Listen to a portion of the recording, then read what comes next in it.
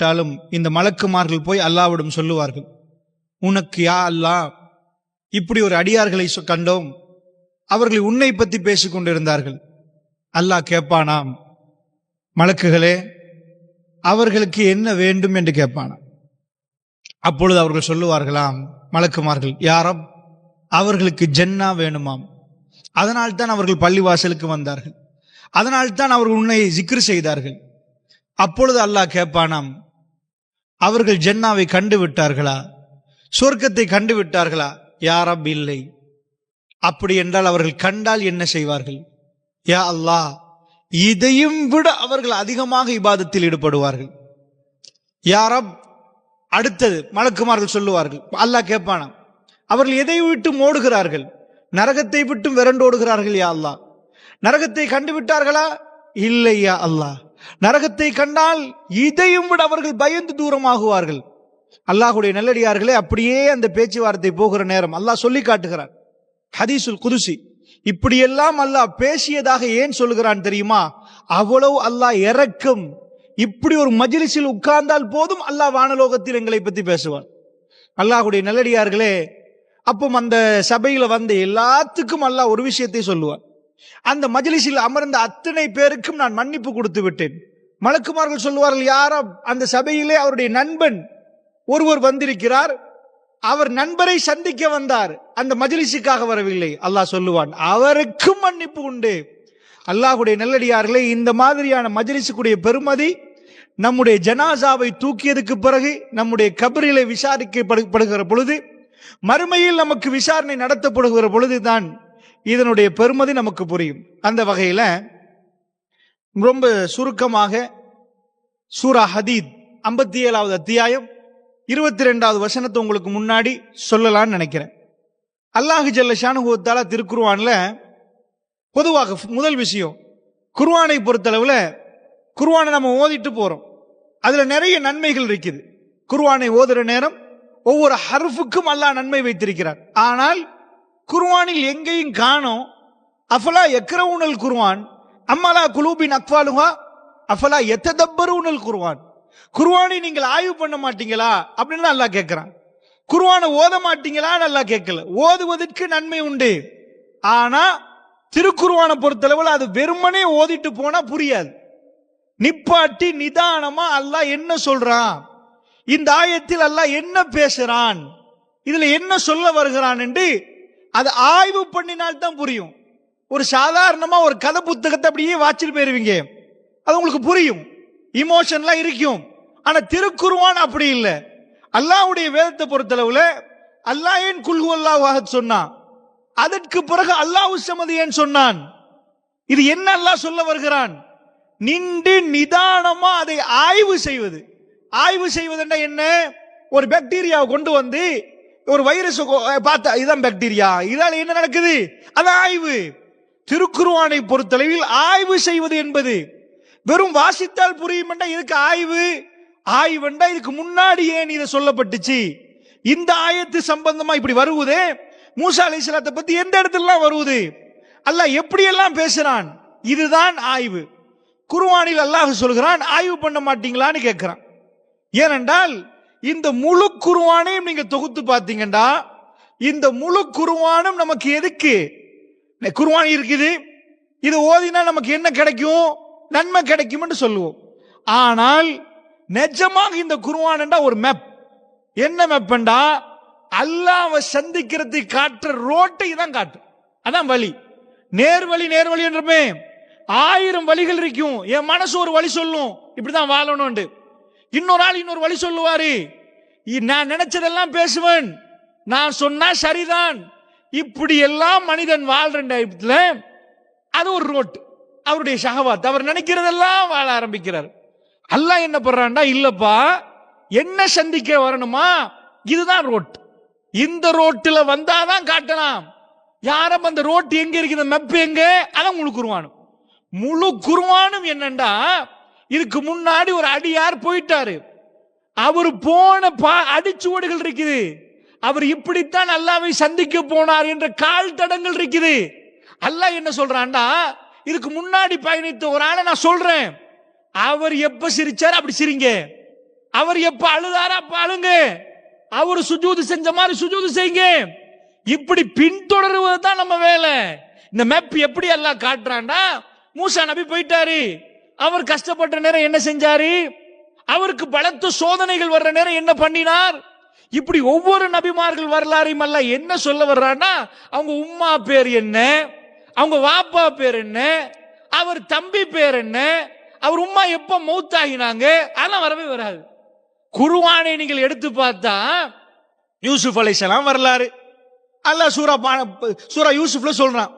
எனக்கு யூசுப் அலைஹிஸ்ஸலாத்துல அந்த சூரா யூசுப்ல வாப்பா மட்டும்தான் வருவார். அப்ப உம்மா மௌத்தா, ஒரே ஒரு இடத்துல அவங்க உம்மா இருந்தாங்கன்னு வரும். இப்ப யூசுப் முடிகிற நேரத்துல, சூரா யூசுப் முடிகிற நேரம் சிம்மாசனத்தில் அமர வச்சாங்களே, அப்ப மட்டும்தான் யூசுப் அலைஹிஸ்ஸலாம் ராஜா ஆயிட்டாரா, அவங்க சகோதரர்லாம் ஒன்று சேருவாங்க. அந்த இடத்துல மட்டும்தான் உம்மா மென்ஷன் ஆவாங்க. அந்த ஒரு முழு சூறாவிலையும் நீங்க எடுத்து பார்த்தீங்கன்னா உம்மாவை மென்ஷனே ஆகாது. யூசுப் அலைஹிஸ்ஸலாம் அவங்க வாப்பா ஒரு புள்ளையோட வாப்பாட கேரக்டரை படிக்கணும்னா நீங்க சூரா யூசுப் பார்க்கலாம். ஒரு வாப்பா ஒரு புள்ள மேல எப்படி அன்பு வைத்திருப்பார், ஒரு புள்ள வாப்பா மேல எப்படி உண்மையான புள்ளையா இருந்தா எப்படி வைப்பாங்க, இதுதான் அவங்க முன்னாடி போனவங்க. இதான் பாடம். சூரா கசஸ் எடுத்து மூசா அலைஹிஸ்ஸலாத்தை பத்தி எடுக்கிறான்ல, நிறைய இடங்கள்ல பேசுறான், ஷூரால பேசுறான், தாகால பேசுறான், கசஸ்ல பேசுறான். கசஸ் எடுத்தீங்கன்னா யூசுஃபுக்கு ஆப்போசிட். அது எப்படி வரும் தெரியுமா, உம்மா மட்டும்தான் வரும். அப்ப வாப்பா இல்லையா, வாப்பா மௌத்தா, ஒரு புள்ளைய பறி கொடுத்து உம்மா எப்படி துடிப்பா, ஒரு உம்மா எப்படி நடப்பா, அவ கல்வி எப்படி இருக்கும், வாப்பா மென்ஷனே ஆகாது. நீங்க பாத்தீங்கன்னா அந்த மாதிரி மரியம் அலைஹிஸ்ஸலாம் சூரா மரியத்தை எடுத்துக்கொள்ளுங்க. அல்லாஹ் சொல்றான், அவங்க பிரசவத்தில் என்ன செஞ்சாங்க, அவங்க ஒரு மெஹராப்ல கஃபலஹா ஜக்கரியா, மரியம் அலைஹிஸ்ஸலாம் உம்மா அவங்கள பொறுப்பு கொடுத்துட்டாங்க மார்க்கத்துக்கு. யார் இவரை பொறுப்பு எடுக்கிறது என்பதுல ஒரு இது போச்சு. அப்ப ஜக்கரியா அலைஹிஸ்ஸலாம் அவரை பொறுப்பெடுத்துட்டாங்க. பொறுப்பெடுத்து பள்ளி வாசல்ல வளர்றாங்க. வளர்ந்த அல்லாஹ் சொல்லிட்டான், கொஞ்சம் போங்க, கொஞ்சம் தூரமா காட்டு பிரதேசம் போங்க. போய் மக்களுக்கு மறைஞ்சு இருக்கிற நேரம் தான் பிரசவம், அதாவது அவங்களுக்குள்ள கருவு உண்டாகுது. அந்த டைம்ல ஒரு 10 மாசம் போயிருக்குமா, அப்பவெல்லாம் ஒரு பெண் எப்படி சாப்பிட்டு இருப்பா. அல்லாஹ்வுடைய பாதுகாப்பில் ஒரு பெண் வளர்ந்தால் எப்படி இருக்கும், மிட்வைஃப் இருக்கல, பிரசவ வேதனையில துடிக்கிறா, பக்கத்துல உம்மா இல்ல, பக்கத்துல தாத்தா இல்ல, தங்கச்சி இல்ல, யாருமே இல்லை. ஈசா அலைஹிஸ்ஸலாத்துடைய பிரசவத்தை ரப்புல் ஆலமீனுடைய ரஹ்மத்தின் அடிப்படையில் நடக்குது. அல்லாஹ் என்ன எடுத்து காட்டுறான்னா, அவங்க உம்மா பேரையும் சொல்லல, பாப்பா பேரை அந்த இடத்துல சொல்லல. நானா அந்த புள்ளைய பெத்தெடுக்கிற நேரம் மரியம் அலைஹிஸ்ஸலாத்துக்கு என்ன பண்ணினேன், அதுதான் நீங்க பார்க்கணும். அந்த கவனிச்சு பாருங்க, உங்க ரப்பு எவ்வளவு இரக்கமானவன். அல்லாஹ் சொல்றான், மலக்கு அனுப்பினோம், தண்ணி தாவம் என்ற நேரத்தில் அவர் அழைச்சாரு, தண்ணி இருக்குது, அடியில ஊத்த உண்டாக்கினோம், ஈச்சப்பழ மரத்தை கொடுத்தோம், ஆட்ட சொன்னோம், அதுல இருந்து அப்படியே காய்கள் கீழே விழுந்துச்சு. ரொத்தபன் ஜனியா அல்லாஹ் சொல்றான், வஹுஸி இலைக்கு பிஜிஸின் நக்லதி துஸாகித் அலைக்கு ரொத்தபன் ஜனியா. புடிச்சு அந்த பிரசவத்துல போய் ஆற்ற டைம்ல அப்படியே கொட்டுது. குளிய வஷ்ரபி, சாப்பிடுங்க, குடிங்க, வக்கர்ரி ஐனா. அல்லாஹ் ரப்புல் ஆலமீன் என்ன பண்றான்னா, ஒரு பெண் அந்த கேரக்டரை கொண்டு வர நேரம் யாரையும் இல்லாம தனிச்சாக்குறான். இப்படி குர்ஆனை பொறுத்தல ஒவ்வொரு கேரக்டரா பேசும். நீங்க எந்த நபியை எடுத்துக்கொண்டாலும் எந்த இடத்துல எடுத்துக்கொண்டாலும் இதுல வெலாவரியா எங்க போய் கண்ட, இவர் வாப்பா பேர் என்ன, சுல்கர்ண என்ற அவர் யாரு, அவர் எங்க பிறந்தாரு, அவங்க வாப்பாட வாப்பா யாரு, எடுத்த சீருக்கே நம்ம என்ன பாப்போம் தெரியுமா, தம்பி பேர் என்ன, அவர் எப்படி மௌத்தா இருப்பாரு, அவர் எங்க அடக்கம் செஞ்சப்பட்டிருப்பாரு, அந்த கபர் எங்க பாக்கியலும் எங்களுக்கு அது 40 அடியா 80 அடியா தேவையே இல்லைன்றான்ல. ரப்பு என்ன சொல்ல வருகிறான் என்றால், இதுக்கு முன்னாடி உள்ளவர்கள் என்னை எப்படி தொடர்பு கொண்டார்கள், என்னோட எப்படி பேசினார்கள், அவர்கள் எப்படி வாழ்ந்தார்கள், அவர்கள் வாழ்க்கையில் எப்படி நிம்மதி வந்தது, இதுதான் சாப்டரே தவிர அவங்க பரம்பரையோ அது எதுவும் உங்களுக்கு தேவையில்லை. இந்த சப்ஜெக்டை தான் அல்லாஹ் முழு குர்ஆனிலும் சொல்கிறார். அந்த வகையில திருக்குர்ஆன் நமக்கு அல்லாஹ்வோடு வைக்கிற உறவு, நம்முடைய அதாவது நாம் அல்லாஹ்வோடு நெருங்கி இருக்கிறோமா தூரமாகிட்டோமா எங்க கல்வி சொல்லும். சில நேரங்களில் நாம் ரொம்ப நெருங்கி இருப்போம், எங்க கண்கள் கலங்கும், இறைவனோட நிறைய பேசுவோம். ஆனால் சில பொழுதுகளில் அல்லாஹ்வோட நான் ரொம்ப தூரமாயிட்டேனே, என் தொழுகையில குஷூ இல்லையே, தொழுத மாதிரியே ஃபீலிங் இல்லையே, நான் ஓதினா ஓதலையா, ஓதலை நான் புரிந்து ஓதினேனா அவசரமா ஓதினேனா, என் மனசுல வேற வேலைகள் ஈடுபட்டு வேற விஷயம் ஓடிச்சா, நிஜமா இறைவனை நான் புகழ்ந்தேனா, அல்ஹம்துலில்லாஹி ரப்பில் ஆலமீன். வந்து இஷால சொல்றோம், யா அல்லாஹ் நீ மக்ரிப்ல எனக்கு இப்படி ஒன்று பண்ணினே, யா அல்லாஹ் அல்ஹம்து, உனக்கு தான் எல்லா புகழும் யா அல்லாஹ். தேங்க்ஸ் பண்றோம் அல்லாஹ்க்கு. அர் ரஹ்மானிர் ரஹீம். யா அல்லாஹ் எத்தனையோ பேரை கண்டேன், காலை இருக்கிறது நடக்க முடியல, அவங்க காலை எடுத்து வைப்பதற்கு இன்னொரு பின்னாடி அவர் வந்து எடுத்து போகணும், கூட்டி போகணும். ஆனால் என் காலால் நடந்து வந்தேன், நீ இறக்க முடியும் இறைவா. எங்க புள்ள குட்டி எல்லாம் சாப்பிட்டாங்க இன்றைக்கு, நீ ரொம்ப இறக்க முடியும் ரஹ்மான் ரஹீம் மாலிக் யௌமித்தீன். இப்படி நம்ம அல்லாஹ்வோடு பேசணும். முனாகஷா முனாஜா, அல்லாஹ்வோடு பேசுவது தொழுகை. இப்படி பேசாமல் சில வேளை ஏதோ ஓதிட்டோம், அப்படி ஓதிட்டோம், ஓ அல்லாஹ்வோட ரொம்ப தூரம் ஆயிட்டோமே. அந்த நெருக்கத்தை உருவாக்க என்ன வழி? போய் ஒருத்தட்டு கேட்கிறதா? இதுக்கு முன்னாடி உள்ளவர்கள் எப்படி நெருக்கத்தை உண்டாக்கிறாங்கன்னு குர்ஆன் பேசும். அவங்க எப்படி போனாங்கன்னு கவனிக்கணும். ஒரு வாப்பா புள்ளையோட எப்படி நடந்தா அதை படிக்கணும். ஒரு உம்மா எப்படி அது நடக்கணும். இப்படி ஒவ்வொரு விஷயத்திலும் ஒரு ஹஸ்பண்ட் அண்ட் வைஃப், நல்ல ஒரு கணவருக்கு கெட்ட ஒரு மனைவி கிடைச்சா என்ன ஆகும், அதையும் குர்ஆன் சொல்லுது. நூ அலைஹிஸ்ஸலாம் லூத் அலைஹிஸ்ஸலாத்துல நல்ல விஷயங்களை பேசுறதோட கெட்டதையும் பேசுது. காஃபிர் மகன் கிடைப்பானா, மூமினுக்கு கிடைப்பான், அப்ப என்ன பண்ணணும்னு குர்ஆன் பேசும். அந்த வாப்பாவும் பிள்ளையும் பத்தி குர்ஆன் பேசும். அதனால திருக்குர்ஆன் என்பது இதுக்கு முன்னாடி போனவர்கள் அவர்களுடைய வரலாறுகளில் தேவையானதை, அவர்கள் எப்படி அல்லாஹ்வோட உறவு வைத்திருந்தார்கள், என்ன செய்தார்கள் என்பதை நமக்கு சொல்லி தருகிறது. இதுதான் ரொம்ப லேசான பாடம். வேற மாதிரி டெக்னிக்கலி பேசணும்னா ரொம்ப ஹார்டா போயிடும். இல்லப்பா, ஒரு கதையை சொல்லி இதுல இருந்து உனக்கு படிப்பு என் வாழ்க்கையில நடந்துச்சே, இந்த மாதிரி ஆச்சு அப்படின்னு வரும். அதனால அல்லாஹ்வுடைய நல்லடியார்களே, அல்லாஹ்வுடைய வேதம் நமக்கு இதை சொல்லி தருகிறது. இதே அல்லாஹ்வை சந்திக்க போற ரூட். இப்ப இதுல முக்கியமான ஒரு பாடம், இந்த உலகத்துல முழு பேரும் ஒன்றை தேடுறாங்க, ஆனா தொலையுது கிடைக்குது, தொலையுது கிடைக்குது. என்ன? நிம்மதி, அப்புறம் சந்தோஷம். பெர்மனண்டா சந்தோஷமா இருக்கேலுமா ஒரு மனுஷனுக்கு? இல்ல. எல்லா நாளும் நான் சிரித்து கொண்டே இருப்பேன், முடியாது. இன்றைக்கு சிரிச்சா நாளைக்கு அழணும், நாளண்டைக்கு சிரிக்கணும். இல்லை, தியாரிலே ஆகப்பெரிய பணக்காரர், எல்லாத்தையும் எல்லாம் கொடுத்துட்டான், அவர் எல்லா நாளும் சிரிப்பாரா? இல்ல.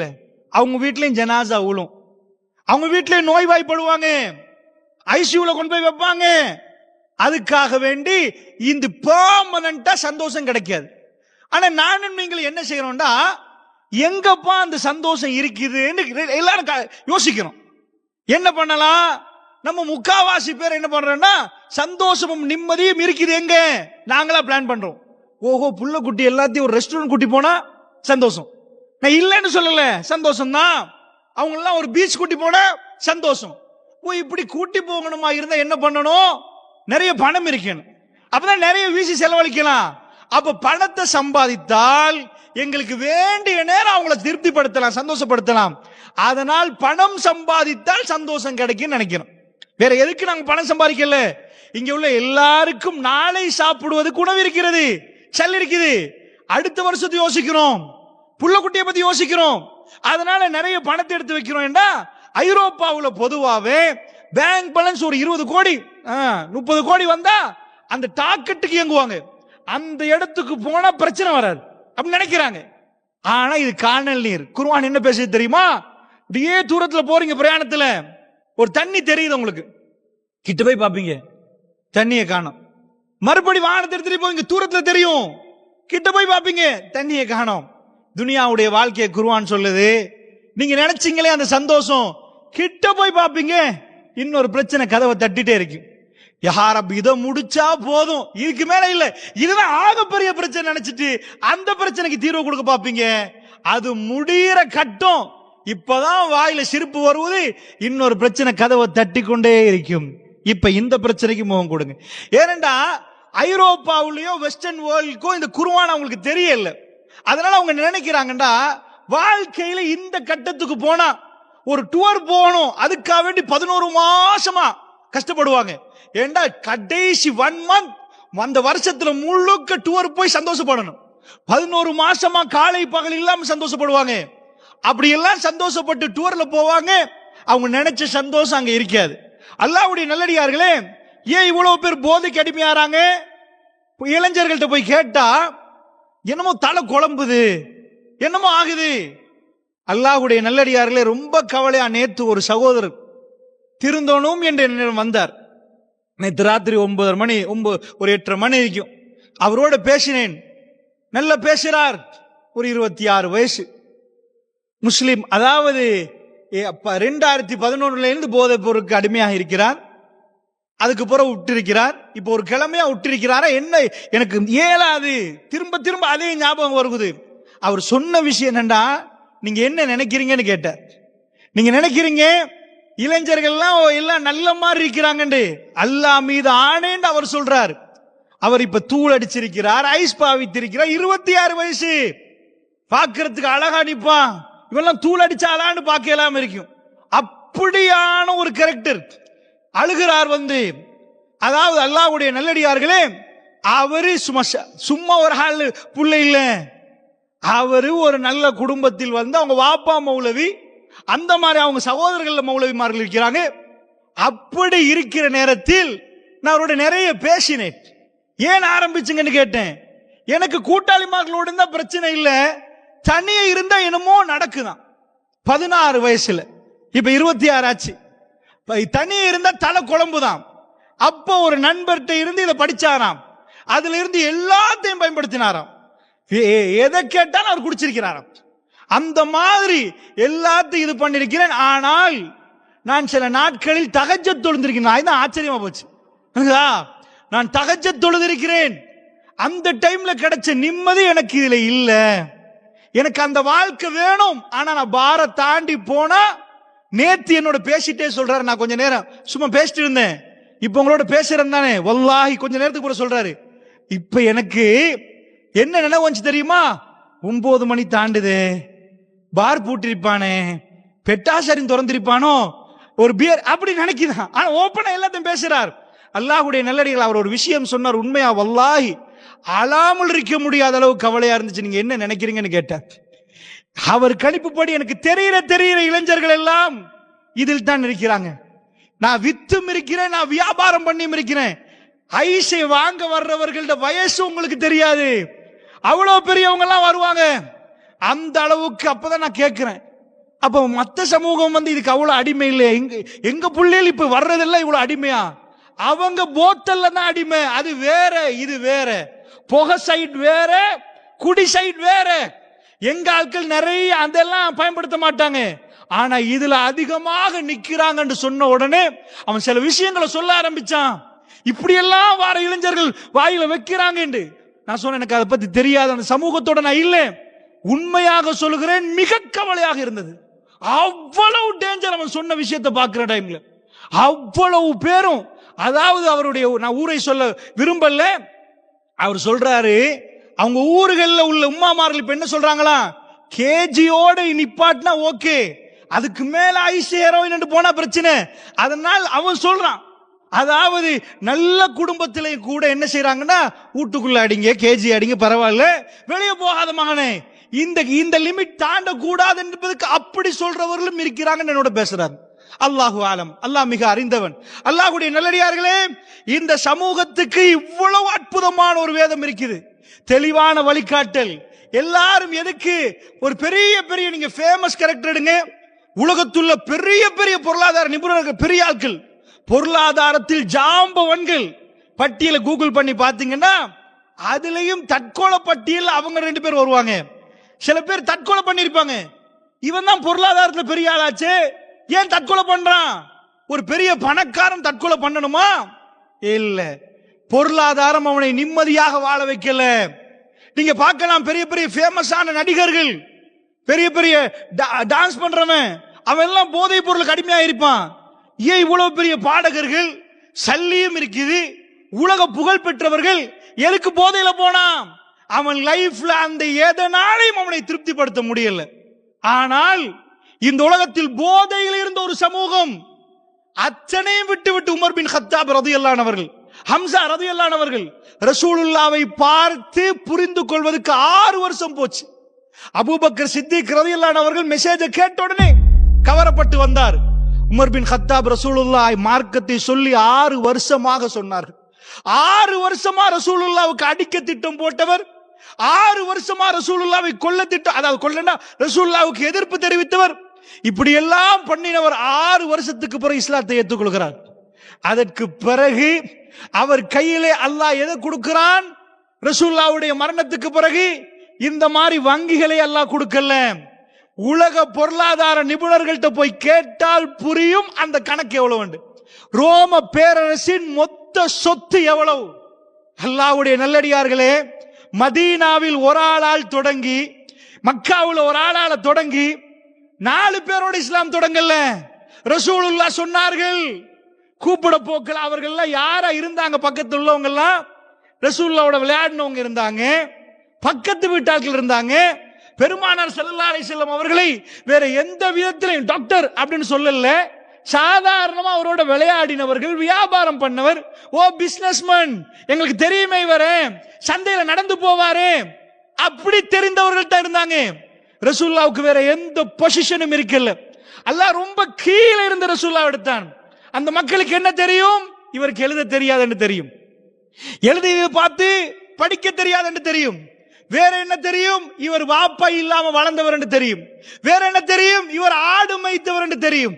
வேற என்ன தெரியும்? இவருக்கு தாத்தா தங்கச்சி இல்லைன்னு தெரியும். இவருக்கு நானா தம்பி இல்லைன்னு தெரியும். இவரை வளர்த்தவரும் மௌத்தாகி விட்டார். இவர் 40 வயசு ஒரு பெண்ணை திருமணம் முடித்தார். அதையும் சில ஊர்களில் கேவலமா தான் பார்ப்பாங்க. ஒரு கன்னி கிடைக்கல போல, என்ன இவ்வளவு வயசு உள்ளவரை முடிக்கிறாங்க. பெருமானார் ஸல்லல்லாஹு அலைஹி வஸல்லம் அவங்களை பத்தி இதான் தெரியும் அவங்களுக்கு. அவர் பல்கலைக்கழகம் போகல, அவருக்கு ஒண்ணுமே அந்த மாதிரி எழுத்தறிவுன்னா தெரியாது. அந்த ஒரு ஆள் வந்து நான் நபி என்று சொன்ன உடனே எப்படி இருந்திருக்கும்? அல்லாஹ்வுடைய நல்லடியார்களே, நான் தான் நபி. உங்க பக்கத்து வீட்டால் வந்து நாளை கதவை தட்டி நான் தான் நபி என்றா பார்த்துட்டு மூளை சரியில்லை போல நீங்க சொல்லுவீங்க. பெருமானார் ஸல்லல்லாஹு அலைஹி வஸல்லம் அவர்களுக்கு அப்படியெல்லாம் கொடுத்தாங்க. ஃபர்ஸ்ட் ஆல் அந்த ரசூலுல்லாவுக்கு அல்லாஹ் நேரடியா கையில கொடுத்து இதை காட்டுங்க, எல்லாம் ஏத்துக்கொள்வாங்க. ஒன்னும் கொடுக்கல. நபியே, உங்க சிரிப்புத்தான் அடையாளம், உங்க பேச்சுத்தான் நீங்க நபி என்பதுக்கு அடையாளம். எல்லா நபிமார்களுக்கும் ஒவ்வொன்றை எல்லாம் கொடுத்தான். இதை எடுத்து போங்க ஈசா, இதை எடுத்து போங்க மூசா அலைஹிஸ்ஸலாம். ரசூலுக்கு சொன்ன உங்க வாழ்க்கை தான் நபித்துவத்துக்குரிய அடையாளம். நீங்க நேர்மையா நடந்தவர், பொய் சொல்லவே சொல்லாதவர். சின்ன விஷயத்துக்கு பொய் சொல்லாத நீங்க அல்லாஹ் விஷயத்தில் பொய் சொல்லுவீர்களான்னு அவர்கள் யோசிப்பார்கள். நீங்கள் அல்லாமீன், நீங்கள் அசாதிக். உலகத்தில் உங்களை மாறி ஒரு ஹைர், அல்லாஹ்வுடைய படைப்பில் மிக சிறந்த படைப்பு. அவருடைய பண்பு, அடக்கம், ஒழுக்கம், நேர்மை, நியாயம் இஸ்லாத்துக்கு முன்னாடியே அப்படிப்பட்ட ஒரு மனிதரை அல்லாஹ் தேர்ந்தெடுத்தார். அவருடைய படிப்பில் எந்த குவாலிஃபிகேஷனும் இருக்கவில்லை. அவர்களை பார்த்து இதுக்கு பிறகு வந்தவர்கள் என்ன சொன்னார்கள் தெரியுமா? எங்க பக்கத்து வீட்டாலே அவங்க மகள் சொன்னாங்க, யா ரசூலல்லாஹ். பாப்பாண்டு பேசல, அவங்க மனைவி பேசினாங்க, யா நபி அல்லாஹ், யா ரசூல் அல்லாஹ். அவரோடு இருந்த ஃப்ரெண்ட், அவருக்கு வயசு மூத்தவர், யா ரசூல் அல்லாஹ் என்று பேசினார். அவருக்கு பக்கத்து வீட்டார், யா ரசூல் அல்லாஹ். மக்காவுடைய வாழ்க்கை மாறியது. ரசூல் அமர்ந்திருக்கிறார்கள் என்பதை பார்த்தார்கள். என் பக்கத்து வீட்டால் இல்ல, அல்லாஹ் அத்தனையும் மாற்றினான். அவர் கையில் எதுவுமே இருக்கவில்லை. ரப்பு அவர் கையில் வேற எதையும் கொடுக்கவில்லை. ஒருவராக அவருக்கு பக்கத்தில் வந்து சேர்ந்தார்கள். அந்த மக்கள் கையிலே அல்லாஹ் என்ன செஞ்சான்? எல்லா சொத்தையும் இஸ்லாத்துக்காக போட்டார்கள். எப்படி இஸ்லாம் வளர்ந்துச்சு? நானும் நீங்களும் பல வருஷமாக பேசுறோம், பல ஆண்டுகளாக பேசுறோம். திஹாரியிலே ஒரு எல்லையை தாண்டி எங்களால் போக முடியல. எங்க சகோதரர்களுக்குள்ள ஒரு பண்பாடை வளர்க்க எங்களால் முடியவில்லை. ஹுஸ்னுல் ஹுலுக், நட்பண்பை எங்களுக்கு வளர்க்க முடியல. எங்க கல்வியில் அடுத்த சகோதரனை பத்தி நல்ல நினைப்பதற்கு உருவாக்க முடியல. ஜமாத்துகள் என்று உருவாக்கி இருக்கிறோம். சஹாபாக்களை பத்தி நிறைய பேசியிருக்கிறோம். அடுத்த சகோதரனை பத்தி பேசக்கூடாது என்ற விஷயம் எங்களுக்கு தெரியும். ஆனால் அதை நடைமுறைப்படுத்தக்கூடிய ஒரு சமூகத்தை கூட நாம் உருவாக்கல். அல்லாஹ்வுடைய நல்லடியார்களே, ஜாஹிலியத்தில் உச்சக்கட்டம். இன்றைக்கு நீங்க காணாத விபச்சாரம் அங்க நடந்தது. ஏண்டா இங்க விபச்சாரம் செய்தால் லீகலி உங்களுக்கு என்ன பண்ணலாம்? சட்ட நடவடிக்கை எடுக்கலாம். ஆனால் மக்கத்து பள்ளத்தாக்குல தலைவர் இல்லை, தலைவர் இல்ல. அபூஜஹல் உத்தியோகபூர்வமா நீங்க ஜஸீரத்துல் அரபுல யாரு ஜனாதிபதி ரசூலுல்லாஹ்வுடைய காலத்துல? No president. எந்த பிரசிடென்ட்டும் இல்ல, எந்த சட்டையாப்பும் இல்ல. கோத்திரம் கோத்திரமாக பிரிந்திருப்பார்கள். இந்த கோத்திரத்துக்கு அந்த கோத்திரம் அடித்தால் இந்த கோத்திரத்திலிருந்து அங்க போவாங்க அடிக்க. இதுதான் அங்க நடந்தது. இதுதான் எங்க சட்டையாப்பு.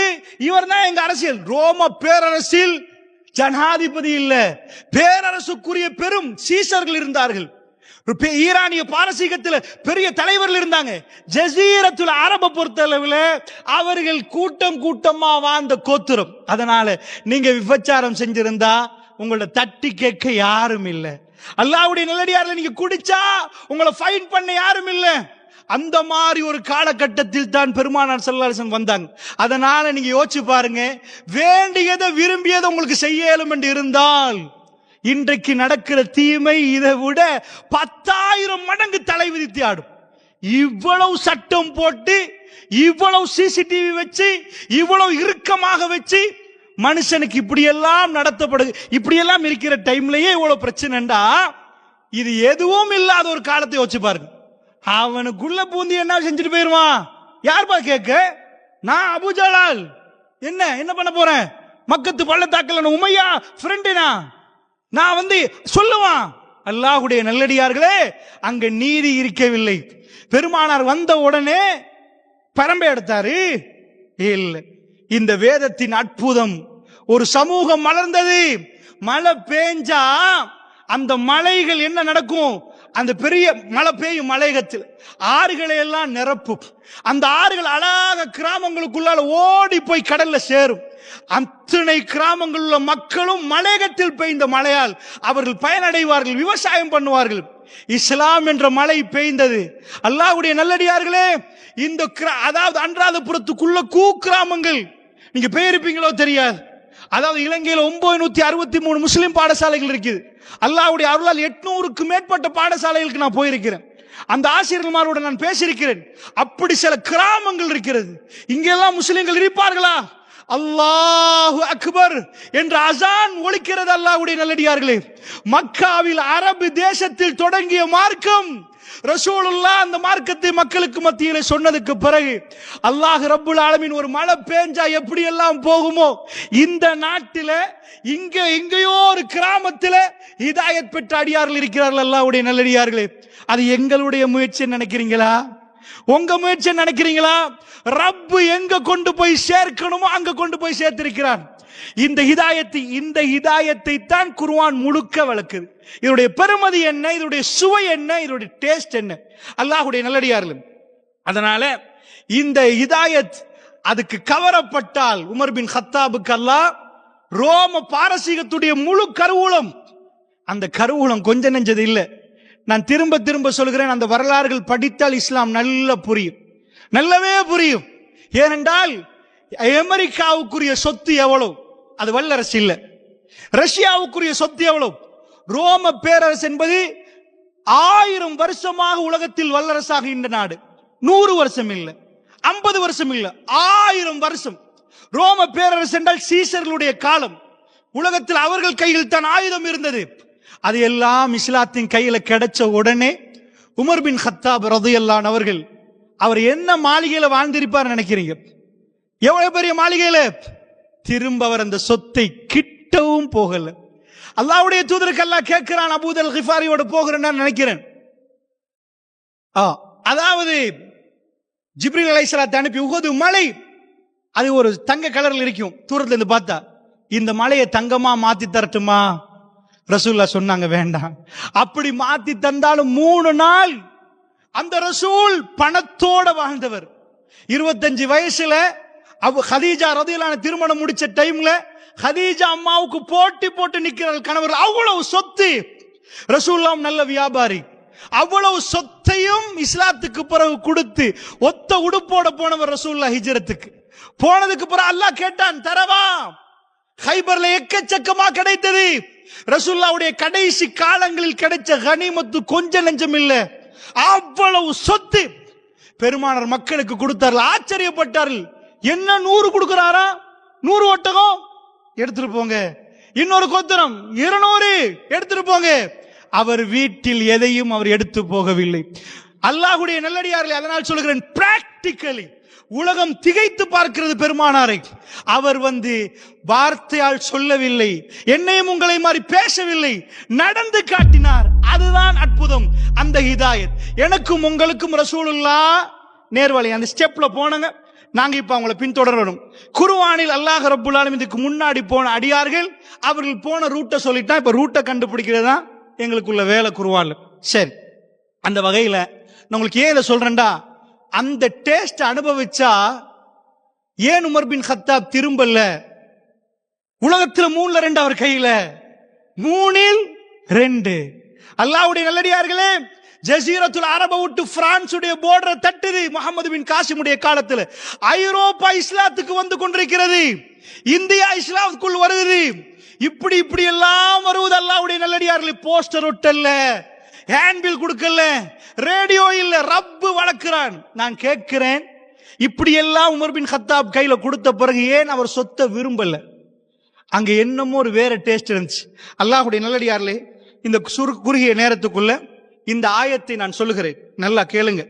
அதாவது இஸ்லாம் அது தனி சுவை, ஹலாவத்துல் ஈமான், ஈமானுடைய சுவை தனியானது. அது முஃமின்கள் அனுபவிப்பார்கள். அல்லாஹ்வுடைய நல்லடியார்களே, நாங்கள் போலியானவர்களாக இருந்தால், வெறும் நடிப்பதுக்கு இஸ்லாத்துக்குள் இருந்தால், நிஃபாக் எங்களிடம் இருந்தால், வல்லாஹி அந்த சுவை எங்களுக்கு விளங்காது. அது ஒருபோதும் நாம் சுவைக்க மாட்டோம். அல்லாஹ்வுடைய நல்லடியார்களே, அந்த சுவையை அனுபவித்தவர்கள் திரும்ப அவர்கள் துனியாவின் பக்கம் சாய மாட்டார்கள். துனியா அவர்கள் காலுக்கடியில் இருந்தாலும் தூக்கி வீசிவிட்டு அவர்கள் அந்த சுவையை நோக்கி போவார்கள். வல்லாஹி இது வரலாறு நெடுகிலும் நடக்கிறது.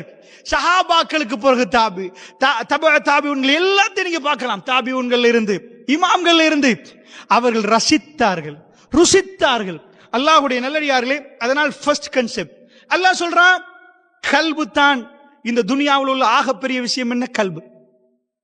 இந்த கல்புல நிறைய பேர் நினைக்கிறாங்க, என் மனசு உடைஞ்சிடக்கூடாது. எதுக்கு இதெல்லாம்? எதுக்கு இந்த சொத்தெல்லாம்? எப்பையும் நான் கவலைப்படக்கூடாது. இல்லை, இன்னொரு பாஷையில சொன்னா, என் மனசு உடைஞ்சிடக்கூடாது. என் வைஃப் என்னோட பேசணும், என் மனசு உடைஞ்சிடக்கூடாது. என் பிள்ளைகள் என்னோட பேசணும், என் மனசு உடைஞ்சிடக்கூடாது. என் வியாபாரத்தில் என்றைக்குமே மனசு உடைஞ்சிடக்கூடாது. என் ஃபேமிலியில நடக்கிற எந்த பிரச்சனையும் என் மனசு உடைஞ்சிடக்கூடாது. வல்லாஹி ஒரு விஷயத்தை புரிஞ்சுக்கோங்க, இந்த துனியா டிசைன் பண்ணப்பட்டிருக்குது மனசு உடையிற மாதிரி. இந்த துனியாவுல உடைய கூடாது நீங்க நினைச்சீங்கன்னா பிழையான அட்ரஸ்ல வந்திருக்கிறீங்க.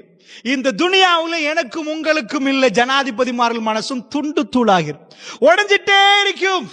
இந்த துனியா அப்படி டிசைன் பண்ணப்பட்டிருக்கிறது. அதனால் மனசு உடைய கூடாது என்று எதிர்பார்த்தால் அப்படி ஒரு நாள் வராது, வரவே வராது. அல்லாஹ்வுடைய நல்லடியார்களே, இல்ல நான் 100% நிம்மதியா இருக்க போறேன், அப்படி வராது. நிம்மதி வரும், இல்லாம போகும்.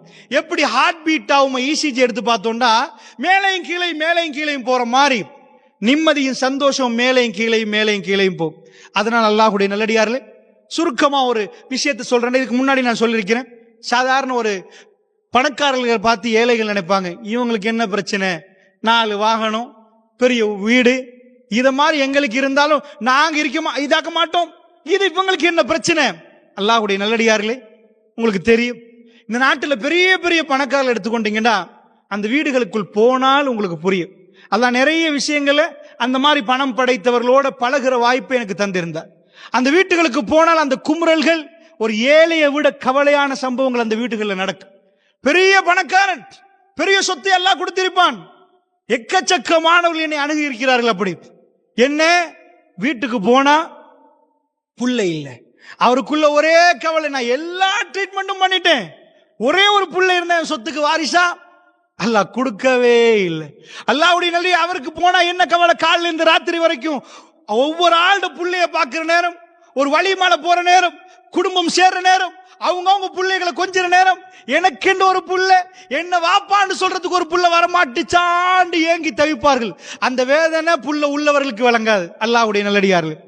இன்னொரு ஆள்கிட்ட போய் பாருங்க, பெரிய கோடீஸ்வரர்களை கண்டிருக்கிறேன். அதுல ஒரு சகோதரனுக்கு நல்ல ஞாபகம், பெரிய சல்லிக்கார், அவருக்கு நிமிடத்துக்கு நிமிடம் அக்கவுண்ட்ல சல்லி உழுற அளவுக்கு பெரிய வியாபாரி. அவர் சும்மா தான் இருப்பார். அல்லாஹ் அப்படி செஞ்சிருக்கிறார். கார்மெண்ட்ஸ்ல அவர் ஒரு இடத்துக்கு இது பண்ணிருக்கார், பெரிய கார்மெண்ட்ஸுக்குரிய உரிமையாளர். என்ன, அவர் வீட்டுக்கு போனா, ஒரு தடவை நான் ஒரு ஃபங்க்ஷனுக்கு போறேன், அவரை காணல, அவங்க ஃபேமிலி ஃபங்க்ஷன் வலிமா, அவரை காணல. ஆனா கொஞ்சம் லேட் ஆகி நான் வர்ற டைம்ல வர்றாரு. என்ன இல்ல ஃபர்ஸ்ட் வைஃப் போன போறதான் நான் வரணும். ஏன்? அவருக்கு அல்லாஹ் பிள்ளைகளை கொடுத்திருந்தா அதுல ஒரு புள்ள ஆட்டிசம் டவுன்ஸ். உலகம் எங்க போய் கண்டெய்னர் கணக்குல சல்லிய வச்சு அந்த சல்லிய டாக்டர்ஸ்மார்களுக்கு கொடுத்தாலும் அதுக்கு மருந்து இல்லை. அல்லாஹ்வுடைய நல்லடியார்களே, நிறைய பணக்கார வீடுகள்ல 4 புள்ளையில ஒரு புள்ளை, 5 புள்ளையில ஒரு புள்ளை அல்லாஹ் கொடுத்திருக்கிறான். உலகம் எங்கும் சுத்தி பார்க்கிறார்கள், அதுக்கான மருந்து மாத்திரை இல்லவே இல்லை. டவுன்ஸுக்கு மருந்து இல்லை, எச்சி வடியும், கண்ணெல்லாம் ஒரு மாதிரி இருக்கும், கண்டிருப்பீங்க. அந்த பிள்ளைகளுக்கு எங்கேயுமே மருந்து இல்லை. அவருக்குள்ள கவலை என்ன தெரியுமா? மற்ற பிள்ளைலாம் துடிச்சிட்டு போற நேரம் இவர் மட்டும் இப்படி இருக்கிறாரே. ஒரு தாய்க்கும் தகப்பனுக்கும் புள்ளை என்றால் எப்படி வேதனை வரும் என்பதை நீங்க தாய் தகப்பன் அடிப்படையில் வச்சு பாருங்க. உங்க புள்ள கொஞ்சம் ஐசியூல இருந்தா எவ்வளவு வேதனை வரும். இன்னொரு வீட்டுக்கு பாக்குறோம், சரிப்பா அவருக்கு தான் புள்ளை இல்ல பிரச்சனை, இவருக்கு தான் புள்ளை இல்ல, சரி இந்த பணக்காரருக்கு புள்ளையும் கொடுத்துட்டான்ல, இப்ப என்ன பிரச்சனை தெரியுமா? நெஞ்சு அடைக்கிற மாதிரி வருவது, பாப்பா மூஞ்சில கரிய பூசுற மாதிரி ஏதோ போதை பொருள் கடுமையாகிறான், தூக்கம் போகுது இல்ல.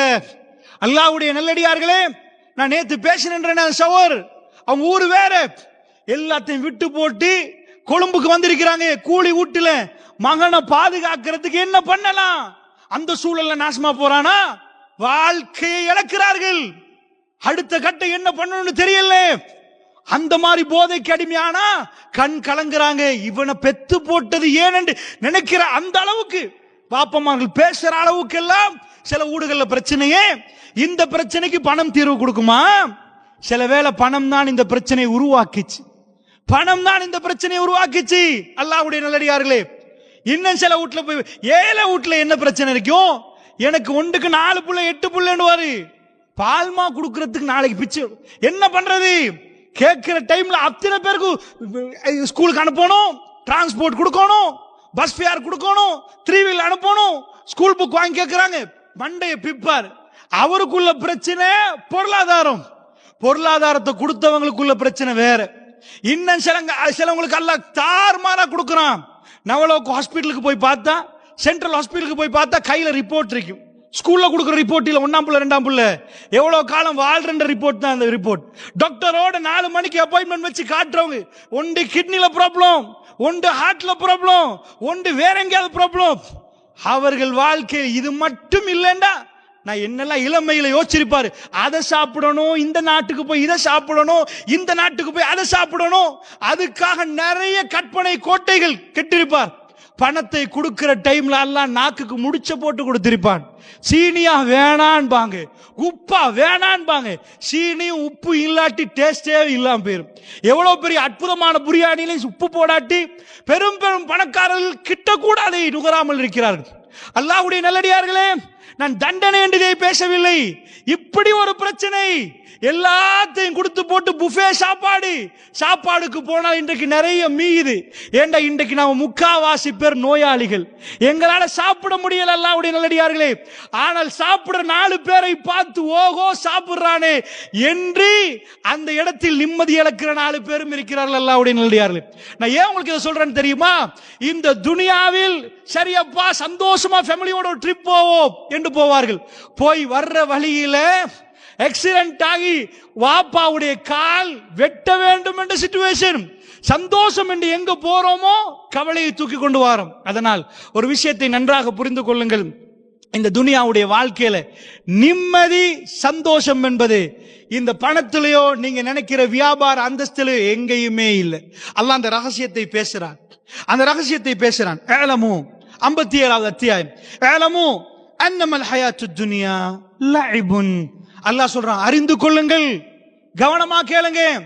அல்லாஹ் கவனமா கேளுங்கன்னு குர்ஆன்ல சொன்னா எல்லா வேலையும் விட்டுறணும். அல்லாஹ்வுடைய இல்லையார்களே, ரொம்ப டீப்பா கேட்கணும் என்று அல்லாஹ் பேசுறான். யா அய்யுஹல்லதீன ஆமனூ, யா விசுவாசிகளே, கைகளை கெட்டிரும். யா அல்லாஹ் நீ என்னோட பேசுறாய். யா அய்யுஹன்னாஸ், மனிதர்களே, யா பனி ஆதம். அல்லாஹ் ஒவ்வொரு டோன்ல பேசுவான், ஒவ்வொரு மாதிரி பேசுவான்.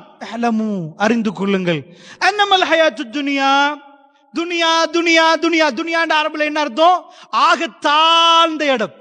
இங்க உங்களுடைய நடவடிக்கை, நீங்க நடக்கிற விதம், நீங்க தர்மம் கொடுக்கிற விதம், உங்க தரஜாத்தை ஏத்தி ஏத்தி ஏத்தி போய் மேல ஆக உச்சியில அல்லாஹ் சொர்க்கத்தை வச்சிருக்கிறான். ரஃபீக்குல் ஆக உச்சியிலே ரசூலுல்லாஹ் மௌத்தாகிற நேரம் என்ன கேட்டாங்க? அல்லாஹும்ம ஃபிர் ரஃபீக்கில் அலா, யா அல்லாஹ் உயர்வான தோழர்கள் தாழ்ந்த இடத்துல இருந்து ஜன்னத்துல் ஃபிர்தௌஸ் என்பது ஆக உயர்வான இடம். அல்லாஹ்வுடைய நல்லடியார்களே, உயர்வான இடத்தை நோக்கி கேட்கிறோம். அந்த உயர்வை இந்த உலகத்தில் தரக்கூடியது பணமோ அந்தஸ்தோ செல்வங்களோ எதுவும் இல்லை, நம்முடைய மார்க்கம். தொழுகை நமக்கு தரும். தொழுகை என்பது சாதாரணமா சின்ன விஷயம் நினைச்சிடாதீங்க. அல்லாஹ்க்கு சாதாரணமா கொடுங்க. நபியே சுபஹ் 2 ரக்காத், லுஹர் 4 ரக்காத் தொழுந்துருங்க, இவ்வளவுதான். எந்த நபியும் போகாத இடம், எந்த நபிக்கும் கொடுக்காத ஒரு கிஃப்ட் இன்றைக்கு நாங்க இஷா தொழுந்து முடிச்சோமே, இதுதான் உலகத்தில் ஆக பெரிய கிஃப்ட். ஆயிஷா ரலியல்லாஹு அன்ஹா ரசூலுல்லாஹ் என்ன சொன்னாங்க? ரசூலுல்லாஹ் போறாங்க ஜிப்ரீல் அலைஹிஸ்ஸலாத்தோடு. உங்களுக்கு தெரியும், மிஅராஜ் சிதறத்துல் முன்தஹால அவர் நின்றுட்டார். யா ரசூலல்லாஹ், இதுக்கு மேல் எனக்கு அனுமதி இல்லை, நான் போனதும் இல்லை, நீங்க தான் போகணும். அல்லாஹ் உங்களை கூப்பிடுறான். ஒரு மனிதனும் போகாத, எந்த மலக்கும் போகாத, ஜிப்ரீல் அலைஹிஸ்ஸலாத்துக்கு எல்லை போடப்பட்ட இடத்துக்கு மேல ஒரே ஒரு மனிதர் மட்டும் போனார். அதான் ரசூலுல்லாஹி ஸல்லல்லாஹு அலைஹி வஸல்லம். ஆயிஷா நான் கதையை கேட்டுட்டே இருக்கிறாங்க. அப்ப கேட்கிறாங்க ஆயிஷா, நான் யா ரசூலல்லாஹ் மேல போயிட்டீங்களா? அல்லாஹ் பார்த்தீங்களா யா ரசூலல்லாஹ்? இல்ல ஆயிஷா, உலகத்தில் யாரும் அல்லாஹ்வை பார்த்ததில்லை, நானும் பார்க்கல ஆயிஷாண்டாங்க. அல்லாஹ்வோடு பேசினேன். அல்லாஹ் எதுக்கு அவ்வளவு மேல எடுத்தான்? மலக்குமார்களுக்கு அதுக்கு மேல போகலாது, எந்த படைப்பும் போகாத இடத்துக்கு அல்லாஹ் எதுக்கு எடுத்தான்? அஸ்ஸலா அஸ்ஸலாத்து மிஃப்தாஹுல் ஜன்னah, சொர்க்கத்துக்குரிய தரப்பு தொழுகை. அல்லாஹ் என்னையும் உங்களையும் இந்த உம்மத்தில் கண்ணியப்படுத்தியிருக்கிறான். பெரியவர்கள், இந்த தொழுகை எல்லாத்தையும் மாற்றும். இன்ன ஸலாத்த தன்ஹா அனில் ஃபஹ்ஷா வல் முன்கர், கெட்ட தீமையான மானக்கேடான அத்தனை விஷயங்களும் தொழுகை தடுக்கும். நஜமா தொழுந்திருந்தா காமு குசாலா, சோம்பேறி மாறி தொழுவார்கள் முனாஃபிக்கள். அது தொழுகையே இல்லை என்றான். ஃபவைலுல் முஸல்லீன், தொழுபவர்களுக்கு கேடு உண்டாகட்டும். என்ன தொழுபவருக்கு கேடு உண்டாகட்டுமா? அல்லதீனஹும் அன் ஸலாத்திஹிம் சாஹூன் அல்லதீனஹும் யுராஹூன், அவர் தொழுதெல்லாம் 4 பேர் பார்க்க சொல்லணுமே, நான் அப்படி தொழுகையாளி அல்லது பொடுப்போக்க ஏதோ தொழணுமே. அல்லாஹ்வோட பேசுறோம், ரப்புக்கு முன்னாடி நிக்கிறோம். இந்த ட்ரைனிங் எதுக்கு தெரியுமா? மறுமையில் மஹ்ஷரில் அல்லாஹ்வோட முன்னாடி நிக்கிறதுக்குரிய ட்ரைனிங். அல்லாஹ்வுடைய நல்லடியார்களே, ரப்போட பேசுறோம், ரப்பை